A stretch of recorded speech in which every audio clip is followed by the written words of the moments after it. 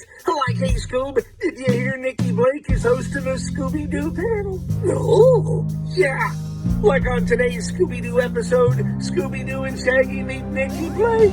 Yeah, and a Scooby Panel. Like, we need to get this puppy started. Okay, Nikki Blake, take it away, Scooby-Doo.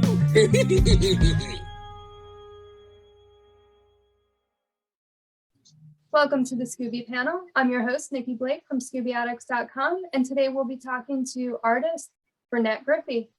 I am joined by Wendy BRYDGE, Will Davenport, and Vernette Griffee.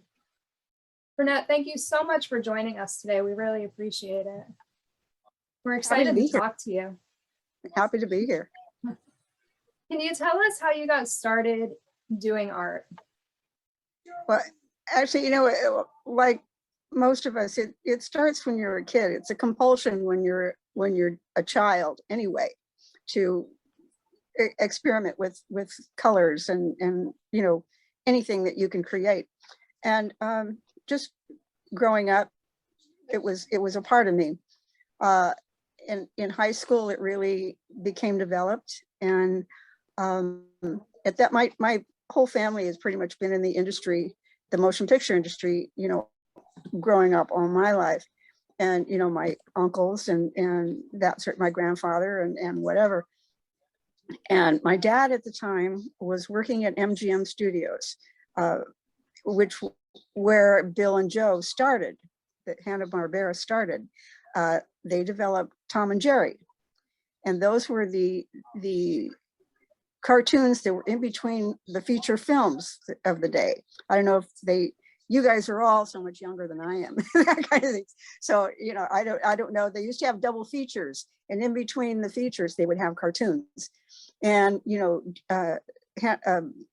MGM started doing it, and then Warner Brothers and some of the other studios would develop their own cartoons to put in between their films. My dad was an ornamental plasterer. He did a lot of facades and created artificial things for sets and figures and props and things like that. His boss was the husband of Roberta Gruder, who worked with Bill and Joe. And she became, when they started Hanna-Barbera, she was head of ink and paint. And when I was in high school is when, you know, most of my art was really starting to be developed. And she knew that she was kind of keeping up with me because they had a social thing together and whatever. And she would invite me to come over after school when she got home from work. And she put me on her kitchen table and taught me how to ink with a brush and how to paint on the cells. And then when I graduated, 2 days after I graduated, I started my apprenticeship at Hanna-Barbera. I started out first inking. And at that time, it was all done with brush and quills. The quill, they did eyes and mouths and that sort of thing. And the brush inking kind of lost after, let's see, Xerox came along and they were reproducing it Xerox style. That kind of went away, and what was done with your pictograph pins after that, and some quill. So the art of brush, although I worked some freelance jobs as a brush inker too. And there are very few artists that do it anymore, and a lot of productions that don't do it, but there are some artistic, you know, short films and whatever, artistic films that will do it. They'll do it from scratch. They'll do it the old-fashioned way. And I did some of those. Haven't in a long time, but it's something that ingrains in you, and I know I could do it as soon as I touched it, you know, that sort of thing. And I was an inker. I did not become an animator, or, you know, I didn't draw any of the characters or anything like that. but I really kind of stayed gravitated to ink and paint. And in an apprenticeship, you take your first, you start out at the bottom and you learn step by step what it takes to get through that department. For 1 year, I was an inker and, you know, became proficient at that. And then the following year, I went into ink and paint and I was pretty good at that. And after, you know, actually working on production cells anyway, but it developed into, because I guess my technique or whatever was very good, and they started using me as the fix-up artist, that when the final checkers got through a scene or whatever and found mistakes, I was the one that got to correct them. And I did that. And you know, there's several things that camera wanted. If camera caught something, they'd bring it into me and I'd have to, you know, touch it up or do whatever it needed to be fixed. And yeah, that's what I did through Scooby-Doo.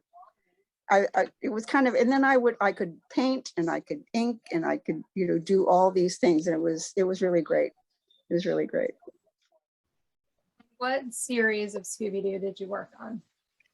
Oh, well, the originals, the original series I did. I started out, most of what I did the first 2 years was on the Flintstones and Yogi Bear. And, you know, then Scooby-Doo started, you know, geez, about third, fourth year, or something like that. Yeah, something like that. And what exactly does an inker do? But at that time, they were not, you know, copied. And what the inker does is take the animated drawing and on cell, the celluloid, they had to be inked, had to be traced. And you had to follow the lines exactly what the animator had put there. But they all had to connect, you know, that sort of, sometimes artists don't finish a line often enough or whatever like that. So you had to, you know, finish that line. It had to be done. There was a whole technique of holding your brush, that sort of thing, holding your pen. It's just something you had to develop and you know, master. And the way you breathe, it's a real physical and emotional thing that you don't often think that it would be. You think it more technical or whatever, but it's a very physical thing to control your breathing and your motion and move your whole body kind of has to move with it, because you want that line to be perfect. You don't want it to be jagged or broken or split. You want to do the whole line at once. You don't want to go part way through the line and then try and pick it up again. You have to follow the whole line, and they have to connect, that sort of thing. And they have to, and with which Bill and Joe started was the limited animation. That was, you know, you'll be able to see it better in like the Flintstones and whatever, where they'll have a held body but the feet will move separately, the arms will move separately, the eyes move separately, the mouths move separately. Everything around that body moves separately, but they have to move together and they have to connect perfectly. They have although the arms are separate, the legs and feet are separate, they have to be registered and they have to be, you know, connected to that body perfectly, because they're on different layers. They had like a 5-layer that Hanna-Barbera worked with. And the body would be on top. The others would move. I'm sure you know what the X sheets are and the movement that the animators will create. That the whole timing and all of that gets done by the animators too. They have to be followed.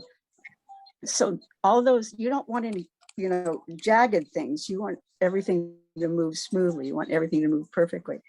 And that's why you had to register very fine lines. The arms had to be registered, the eyes, the mouths, all of that has to be registered perfectly to the figure, to the held figure.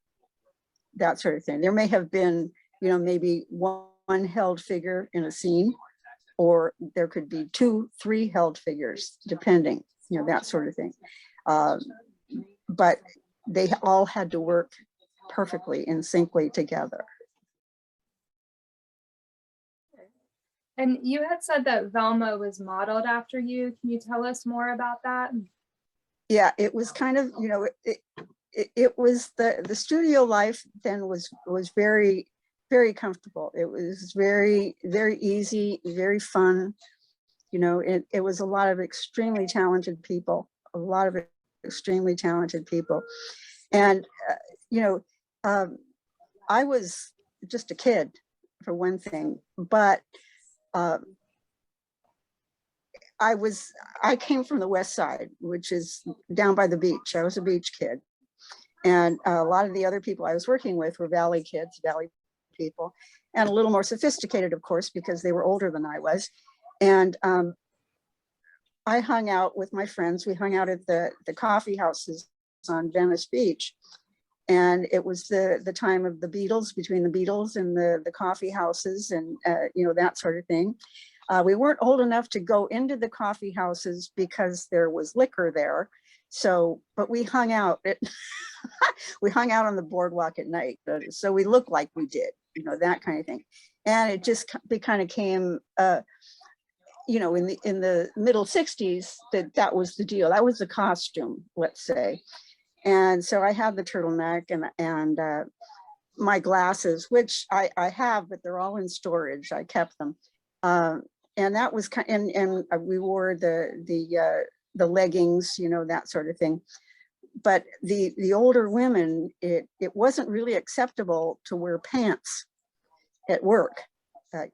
Although it was such a laid back place, it just, you know, societally, I guess, it wasn't, you know, the time that women were wearing pants to work yet. There were, you know, Disney especially was kind of strict about that at the time, but Hanna-Barbera was kind of lax and didn't, you know, I never got yelled at or, you know, told not to wear it or whatever like that. And they just say, oh, she's just a kid, you know, that kind of thing. And so there was another girl, her name was Joanna Ramireza.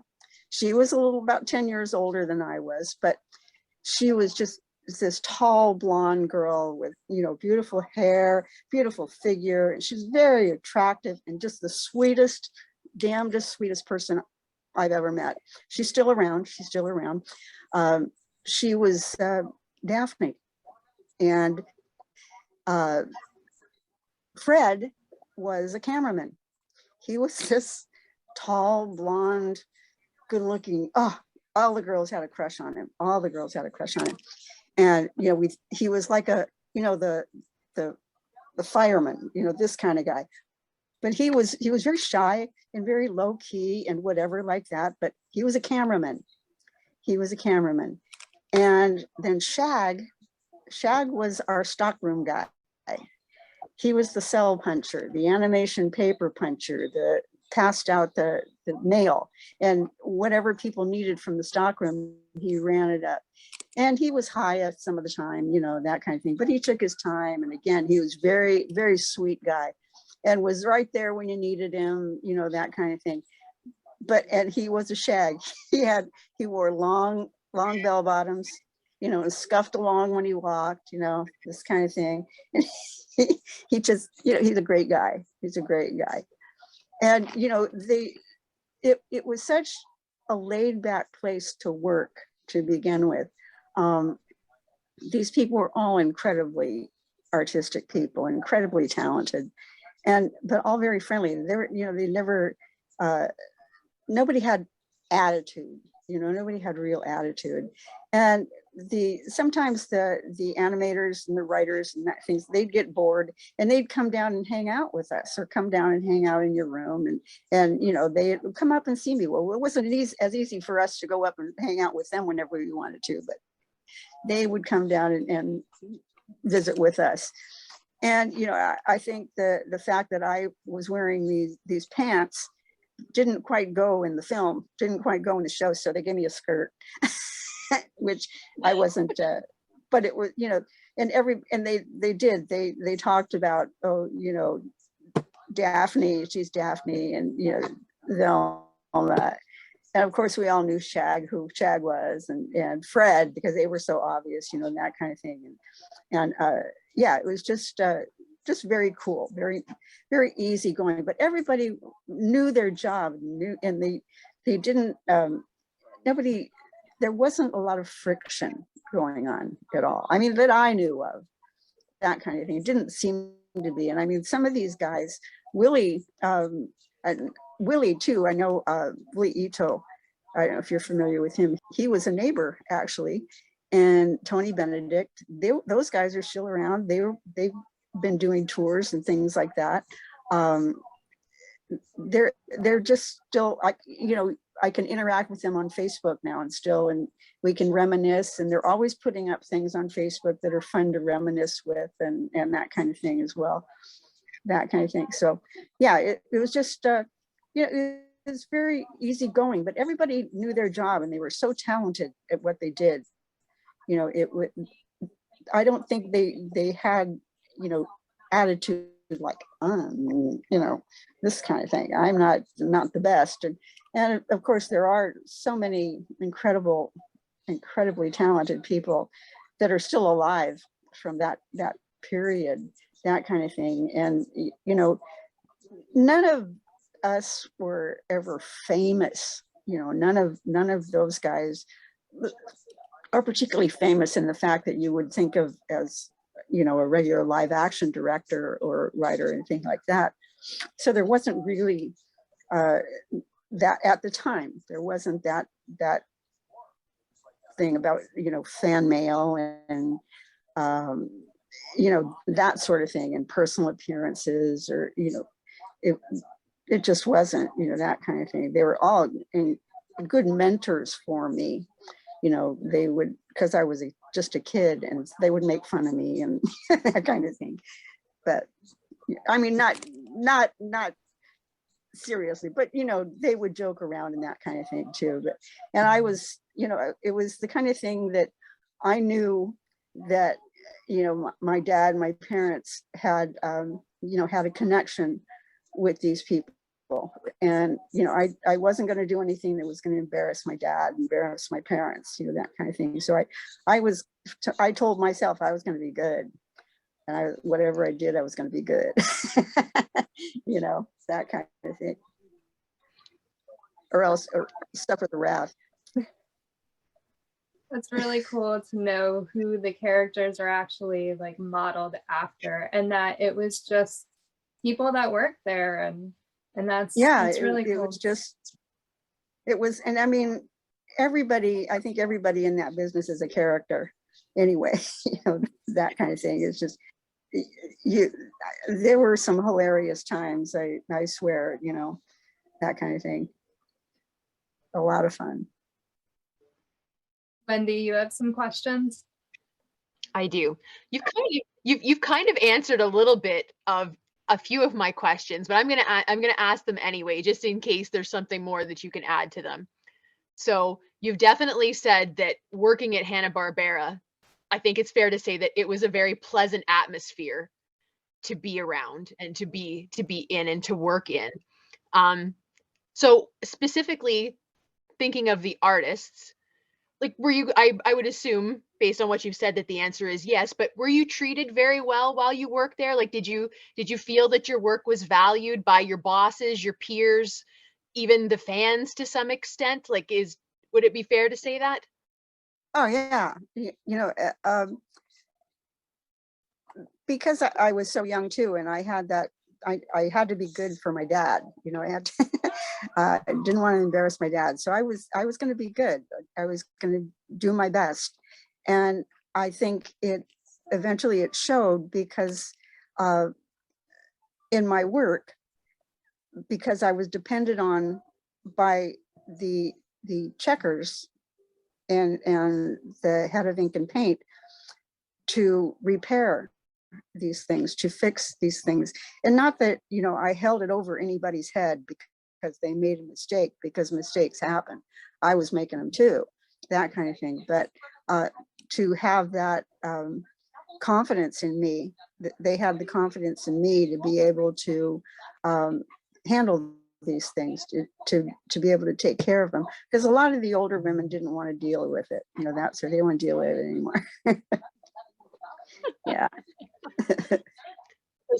Speaking of other ladies in the industry, when you were at Hanna-Barbera, how much of the animation team now can be the animators, can be the inkers like you, painters, anything in the art department, let's say, how much of the team was made up of ladies? Were there more females at the time, or is it more male dominated, or was it kind of equal? It was more male dominated. There were maybe 3 female animators at that time when I was there. There were the more females were the animation checkers and the inkers and painters. There were a few men that were doing inking and painting, but it was mostly women. The animators were mostly men.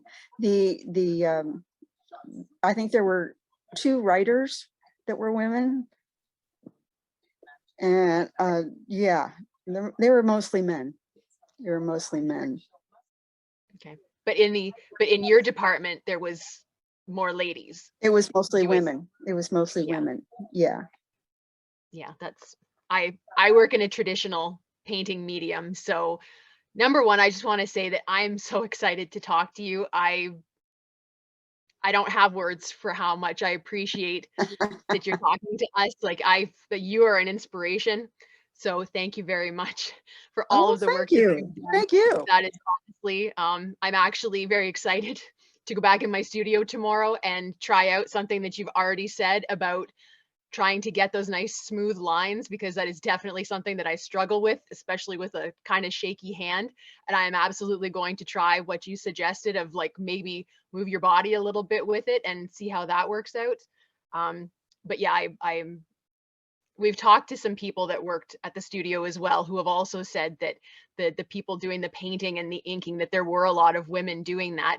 And I feel like you don't always see that reflected in the credits on these cartoons, and which is such a shame, because you guys were amazing. And I know part of why Nikki puts together these panels is that we want people to know people like you. You guys, you were the workhorses. You did all of this wonderful work that we're still loving 50 years later, sometimes with Flintstones more longer than 50 years.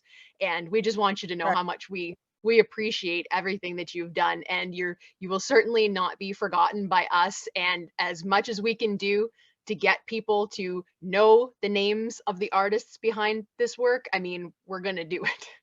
We're absolutely going to do it. Thank you a lot. Thank you a lot. Yeah.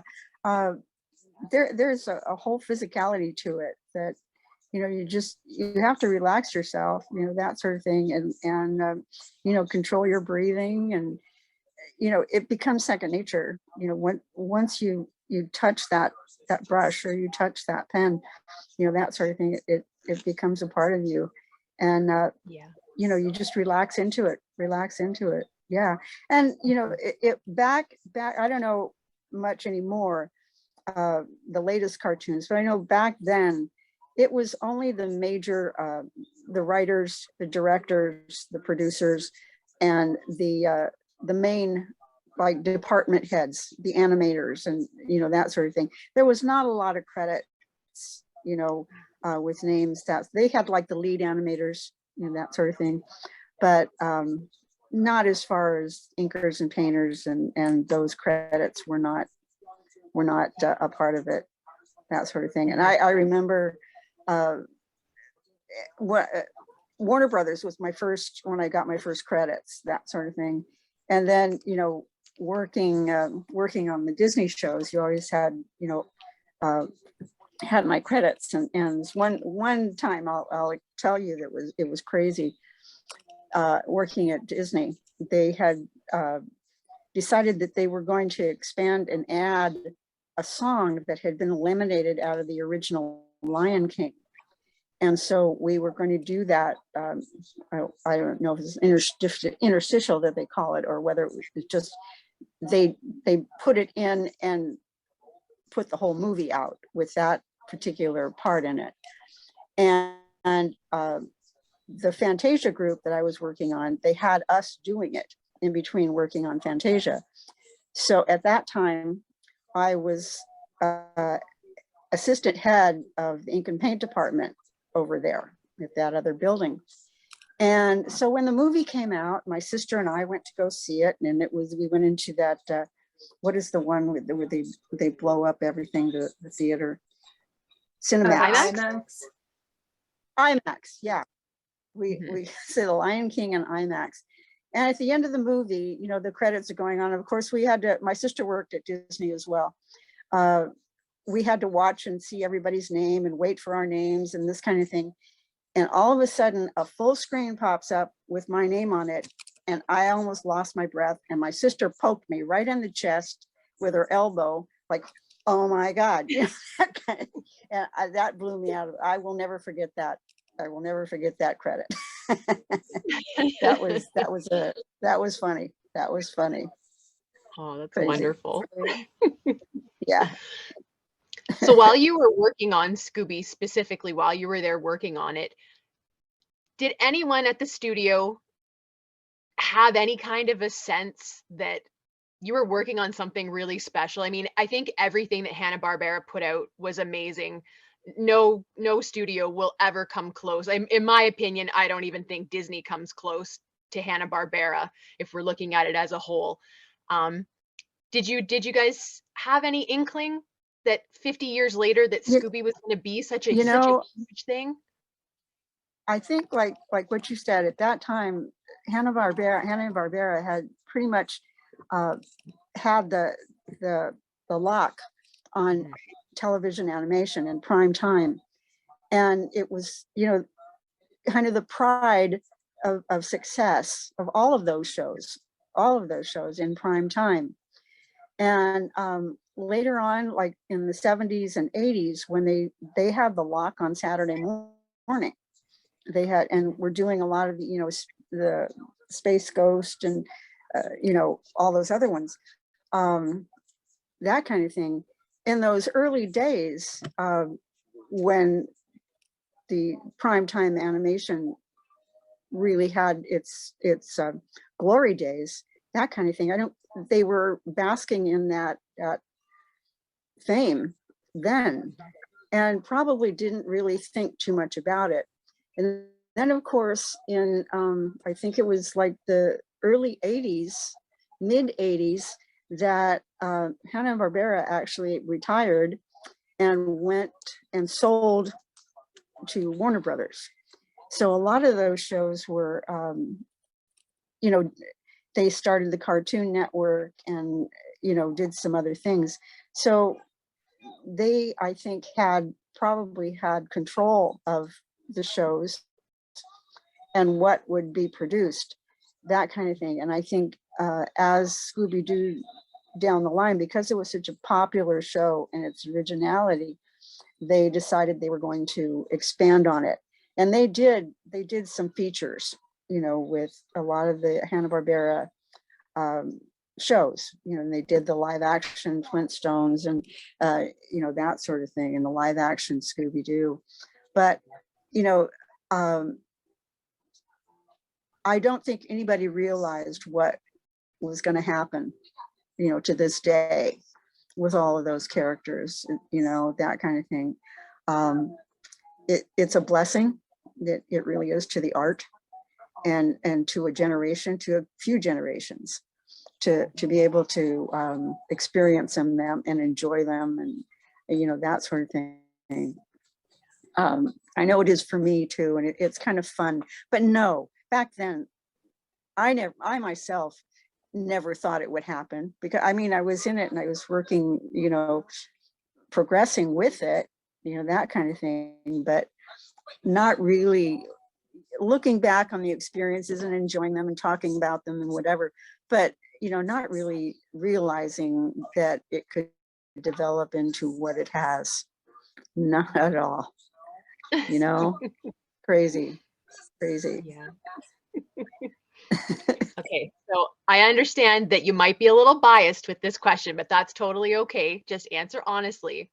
Who is your favorite member of the Scooby Gang and why? You can say Velma and no one will judge you. Yeah, well, yeah, she is, because it's kind of too, because I think about you know, how I was just who I was at that time and not really, you know, a character. But, you know, when after finding out and everything and talking to the creators and the animators and stuff like that, and they're joking with us, you know, the four of us about, you know, who we are and what we do and that kind of thing. It really wasn't who I was. It was who I looked like, you know, that kind of thing. But, you know, it was, you know, it's kind of, you know, I blush about it. It's fun. It's fun now. And it's something my family brags about, and, you know, it's fun. And my friends brag about, you know, like David brags all the time about it, you know, that kind of thing. But yeah, all of these guys were they're regular people. And, you know, there was no, like I said, no really attitude with any of the animators or, you know, the writers or anything like that. They were all just regular people and so friendly. And, you know, they had their schedules and they worked hard. And sometimes, you know, they just wanted to get out of it and come down and hang out with us, you know, and talk, and not necessarily, you know, stopping our work or anything, but, you know, just getting away and, you know, to get some rest or whatever. But there was, you know, like, you know, guitar sessions going on sometimes, and, you know, just, you know, all kinds of stuff like that during the 60s and 70s, you know, that kind of thing. It was a great place to be. It was a great place to be, you know, not a whole lot of rules, but the kind of rules that you, in order to do your job, you knew you had to adhere to, you know, just personally, that kind of thing. I think that's how everybody worked together on it, you know, that kind of thing. And I think we'd all, you know, hey, cut that out, you know, kind of thing. You know, catch somebody doing something they shouldn't do, whatever, you know, kind of watch each other. But yeah, it was, you know, it was pretty laid back, you know. There was more rules at Disney, I'll tell you.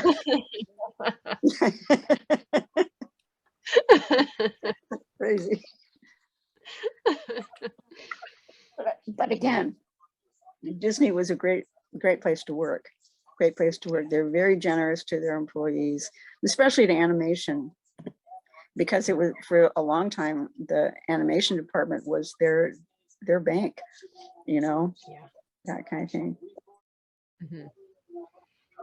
But, yeah. Will, do you have any questions? Yeah, so thank you so much for taking the time to speak with us. It's awesome. I'm also an artist like Wendy, and my inking skills are not that strong, so it's also helpful. I might try it tomorrow just to see if I've gotten any better, and I'll keep your words in mind. So I don't have a lot of additional questions, but what I was curious about was, and I might have missed this because my dog was barking, but do you actually know what the names of the artists who did some of those original sketches, who might have used you as models? Because, you know, there's a lot of stories about the original, you know, you see the original pictures that were sold to the network, and EWOW doing a lot of the original character designs. Do you know who did those drawings and who might have used you as inspiration? Specifically, I don't, but I know that Iwo Takamoto had, and Tony Benedict was one. You know, but I don't. Do you know David? I know Nikki knows David Nimitz. David is he's a huge Flintstone collector, and he's very connected. Well, I mean, on Facebook now, a lot of us have been able to connect again, but he's very connected, you know, outside of Facebook and whatever, with a lot of these people. And, you know, maybe Wendy could ask him about that. Tony Benedict, you can reach on Facebook. He's on Facebook, and he's always putting stuff up. And he had a lot to do with creating characters, you know, crazy guy, really fun. You know, we were, and like Willie Ito and Tony, and they were always coming down, and we were like playing together, I should say. I don't know, but very friendly guys. And they were my mentors, and, you know, just, you know, kind of watching over me because I was the kid, you know, that kind of thing. But yeah, you can go onto Facebook and look up Tony Benedict, and you can hook up with him and, you know, ask him some of those questions. He'll be able to help you. Or David Nimitz also. He's like in his mid 50s, I think, this guy, but he was so into animation as a kid.